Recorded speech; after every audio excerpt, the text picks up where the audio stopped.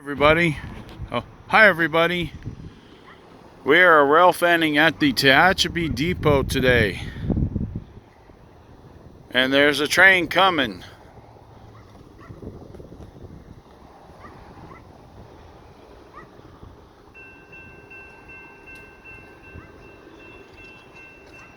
He's coming westbound. It's a UP manifest train.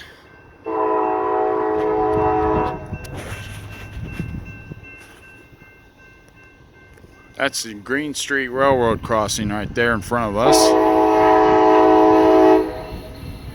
And we have UP 3045 and UP 5216.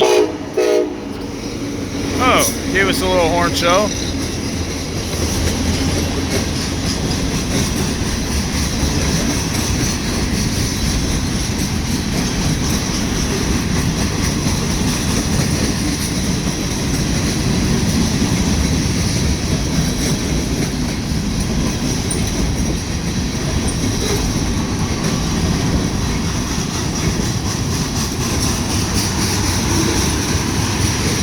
It's just a little short one.